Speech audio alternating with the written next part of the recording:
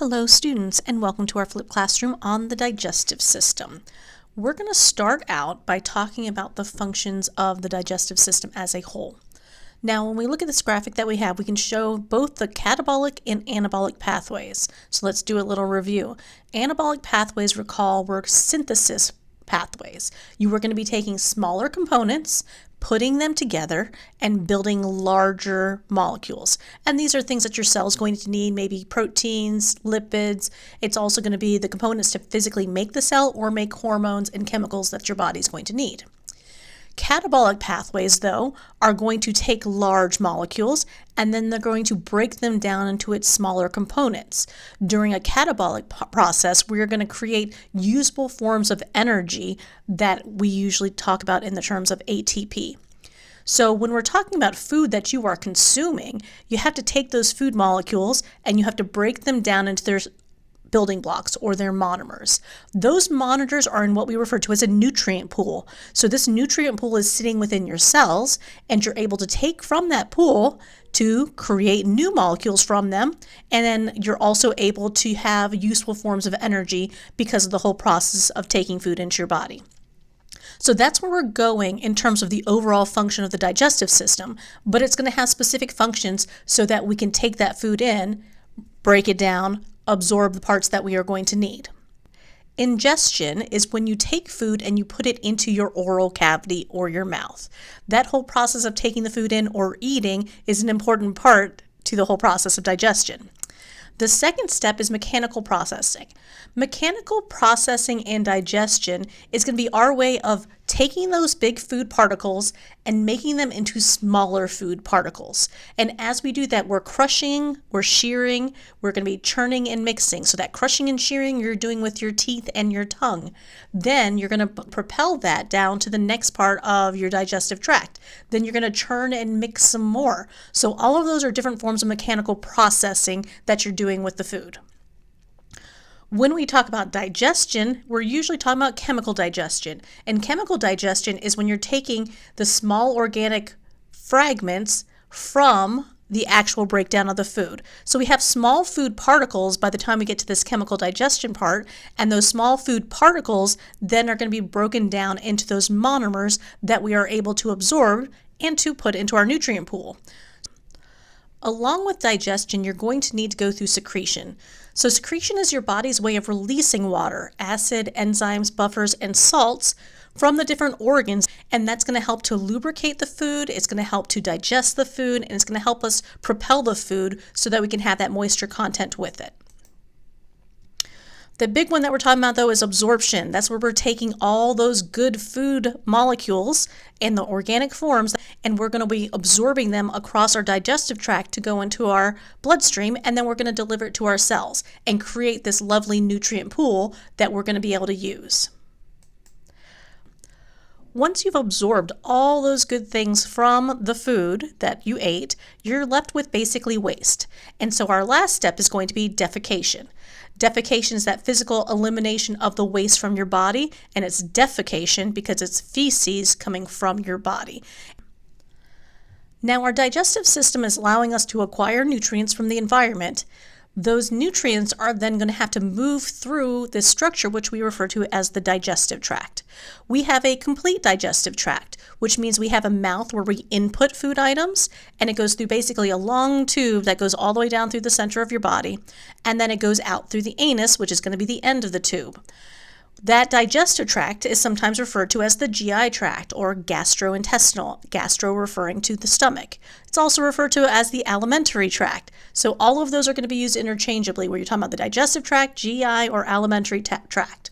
They're all going to start with the mouth, and that's where you're doing that ingestion with your mechanical digestion. You're also secreting your saliva that is going to allow you to mix with that food and break it down into those pieces. From your mouth, that food, which is now referred to as a bolus, that chewed up ball of food, is then going to be swallowed and it's going to go into your pharynx. The pharynx is basically the back of your throat area. It goes from behind your nasal cavity, behind your mouth, and then down in towards your neck at the very bottom where it's then going to meet up with the esophagus. It's a muscular section that you are going to use those muscles to swallow and then move the food down into your esophagus. The esophagus is just a long tube that's going to help to transport that bolus all the way down into the stomach. The stomach is going to be used for some chemical digestion, so it's going to do more secretion to add acids and enzymes in there. It's also going to do a mechanical digestion because your stomach is also going to be able to mash and churn that food product. So at this point, we don't refer to it as a bolus.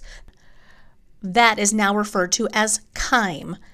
That chyme will go from your stomach and released in small quantities at a time to go into your small intestine.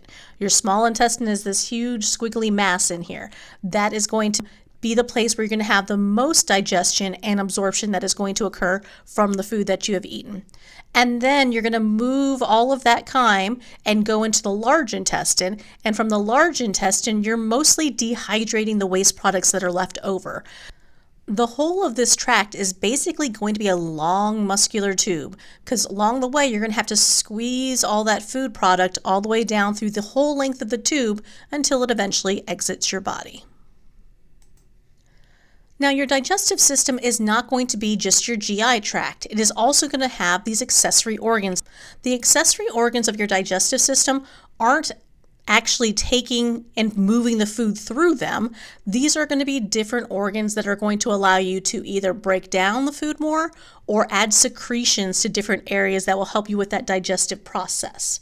So looking at this picture here and the accessory organs, those accessory organs, you start with the teeth that are going to be in your oral cavity.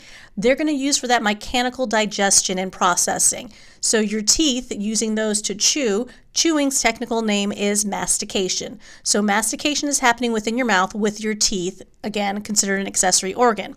Your tongue is also going to help because it's going to be moving all that food product around. Your tongue is a large muscular organ that allows you to sense the food, so you can do a sensory analysis, taste your food, as well as move the food around. Now, that whole time that it's being processed within your mouth is also creating saliva because you have salivary glands. This is very important to the secretion process. So it's a lubricating fluid, and there are some enzymes in there that do help to break down carbohydrates. So a little bit of carbohydrate digestion actually happens in the mouth. You don't have to wait till later on in the GI tract. Our next accessory organ is going to be the liver. The liver is going to create bile, and that bile is going to be very important for you to digest lipids and fats within your diet. The liver makes the bile, but we store the bile in our gallbladder. So your gallbladder here is this little green guy. It's kind of hiding on the underside of the liver itself. It's going to concentrate and store that bile until you actually eat foods that have lipids in them, and then it will release the bile outward. The pancreas right here kind of hides behind the stomach. The pancreas is this little yellow fleshy organ. The pancreas is going to have exocrine cells that are going to secrete a number of buffers and some of the strongest digestive enzymes that you have. So they're going to secrete all of that and release it to the small intestine where you're going to do most of your chemical digestion. Now, if you remember from the beginning of the year when we talked about how the body was divided into separate cavities, you had the thoracic cavity, which was going to be the superior end of your body, and then you're going to have the physical separation with the diaphragm to go to your abdominal pelvic cavity. Well, all the cavities in your body are going to be lined with membranes that were referred to as serous membranes because they create serous fluid. So with the serous membranes, those are going to be membranes that are lining all of our organs that we have within our body cavities, whether it's thoracic or abdominal pelvic. Remember, those two cavities are going to be separated by the diaphragm. Now, those serous membranes are going to create serous fluid between the two different areas, between where the body cavity wall is going to be and where the organs that are housed around it are going to be. When we looked at the thoracic cavity, we had pleural membranes. So when we talked about the body wall in the thoracic cavity, the body wall was going to be referred to as being parietal pleura because it's in the thoracic cavity. The lungs themselves, though, we're going to have visceral pleura. So anytime you see visceral, that means it's the lining that's going to be around the organ itself. Anytime you see parietal, parietal is going to be the lining associated with the cavity wall, not just around the organ. Now, specifically within the GI tract, we have mesenteries. These mesenteries are going to allow us to have a double membrane system that's suspending our abdominal organs. And they're going to anchor and hold those abdominal organs in place. That is also going to help them to to prevent getting tangled up. So when you look inside the abdominal pelvic cavity, the intestines kind of look like they're all willy-nilly in there, and it's a very squiggly little mess. Those are going to prevent from twisting and entangling by having those mesenteries that are going to hold them where they're supposed to be. You're also going to allow, with that membrane system, to have an access route for blood vessels and nerves. Now, blood vessels and nerves can't grow in midair, so you can't have it bridging one organ to the next. You have to have some sort of tissue that the cells can grow through to create new capillaries, to create arteries, create nerves and pathways for them. So this mesentery will allow them to access all the different abdominal organs. Now, there are some very specific mesenteries that you're going to need to know. Now, notice with the labeling here, you're going to have to be able to label all of this. In terms of the membrane system, that is referred to as the omentum. You have both a greater and a lesser omentum. The greater omentum is going to act like a little apron. It starts here where the stomach is going to be, and you can see it down here, and then it goes down and it forms this apron in front of the belly area. So it's going to be in front of all those abdominal organs right where the belly is going to be. The greater omentum is also where you're going to have adipose pouches. So when someone has a larger gut area, when they're talking about their abdomen having more fatty tissue, that's going to be found within that greater omentum, or that little apron that's going to be housed in front of it. So it's going to protect and pad all those small intestine that you see that's going to be down here. It is also going to have an insulating quality because the fat will allow you to retain heat, and it's going to be a place for energy storage, which is what we generally use lipids for. The lesser omentum is going to be found right here on the other side of the stomach, and that's anchoring the stomach in place.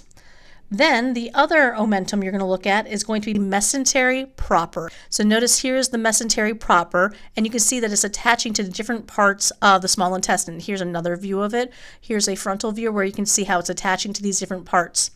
This is going to allow the small intestine, pancreas, to be attached to the posterior wall. So they're not just floating in there. There are going to be attachment points where they're going to come in and hold and anchor it in place. The last one that you're going to need to know is going to be the mesocolon.